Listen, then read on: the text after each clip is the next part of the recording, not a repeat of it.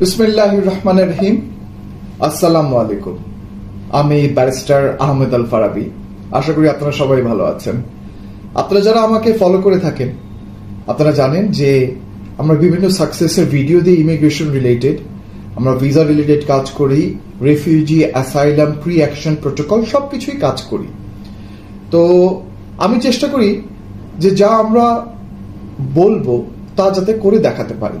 কয়েকদিন আগে একটা ভিডিও দিয়েছিলাম যেখানে আমি বলেছিলাম দুবাইতে রেসিডেন্সি প্লাস জব, থাকা, প্লেনের টিকিট, পুরো একটা প্যাকেজ আমি বলেছিলাম যে এই প্যাকেজটা আপনারা গ্রহণ করেন, আমরা আপনাদেরকে সাহায্য করতে পারবো। কারণ জব আসলে দুবাইতে এখান থেকে জব সিকিউর করে যাওয়াটা এত সহজ না, সেটাও আমরা করে দেখাচ্ছি।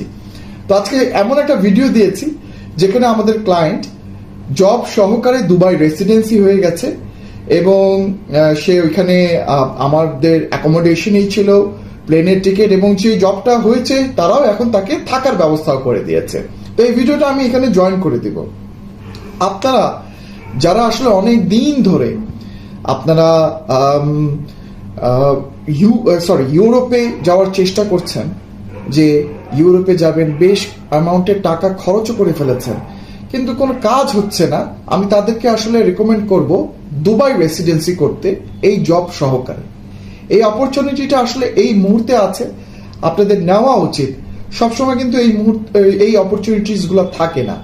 যেহেতু আমরা দিতে পারছি জব সহকারে রেসিডেন্সি প্লাস প্লেনের টিকিট একটা প্যাকেজের আন্ডারে, আপনাদের অবশ্যই যারা এতদিন ধরে ইউরোপ ট্রাই করছেন হচ্ছে না, এটাই ট্রাই করা উচিত। এইটা করার পরে আপনি কিন্তু অলরেডি ইউরোপের অনেকগুলা কান্ট্রি আপনি অন অ্যারাইভাল পাবেন। সেখান থেকে 2-3টা কান্ট্রি ঘুরে সেনজেনে ঢুকে যেতে পারবেন, কানাডাতে যেতে পারবেন।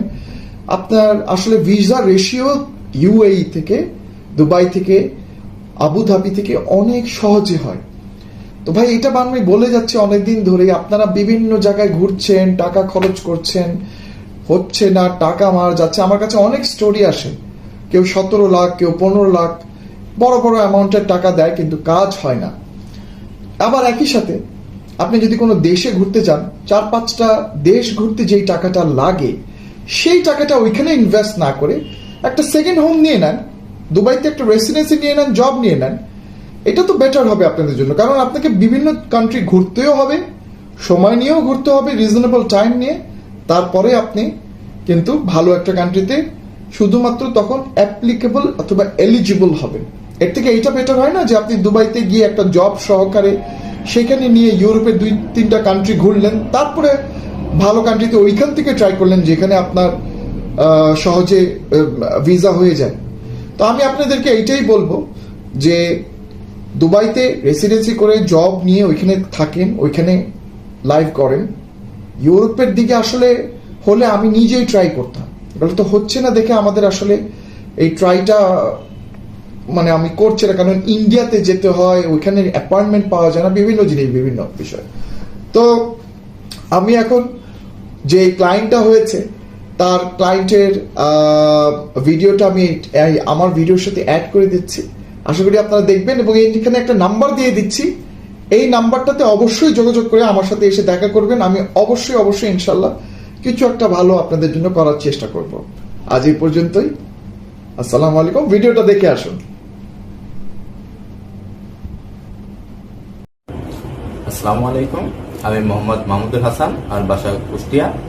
আমি গত 6 মাস আগে ব্যারিস্টার ফারাবি স্যারের সাথে দেখা করে দুবাই রেসিডেন্সির ব্যাপারে, তো তখন তিনি আমাকে পরামর্শ দেন দুবাই রেসিডেন্সি করার, এবং তার কাছে আমি ফাইল জমা দিই। এবং সেই সময় অনেক ঝামেলা ছিল, ভিজিট ভিসাও বন্ধ ছিল এবং ওয়ার্ক পারমিটও অনেক বন্ধ ছিল। তারপরেও অনেক ঝামেলা হবার পরেও তিনি আমার ভিসাটা করে দিয়েছে। এটা হচ্ছে আমার দুবাই রেসিডেন্সি কার্ড। এটাই আমার জীবনে প্রথম বিদেশ ভ্রমণ। সেক্ষেত্রে স্যার এবং স্যারের টিম আমাকে অনেক সহযোগিতা করছে বাংলাদেশ থেকে দুবাই আসা পর্যন্ত। এবং সব থেকে মজার ব্যাপার হচ্ছে ভিজিটে থাকা অবস্থায় স্যার এবং স্যারের টিম আমাকে একটি সুন্দর একটি কাজের ব্যবস্থা করে দিয়েছে, এবং সেক্ষেত্রে আমি অনেক ভালো আছি। আপনারা সবাই আমার জন্য অনেক দোয়া করবেন, এবং আপনারাও যদি কেউ আসতে চান তাহলে অবশ্যই আপনারা ফারাবি স্যারের সাথে যোগাযোগ করবেন। সবাই ভালো থাকবেন। আসসালামু আলাইকুম।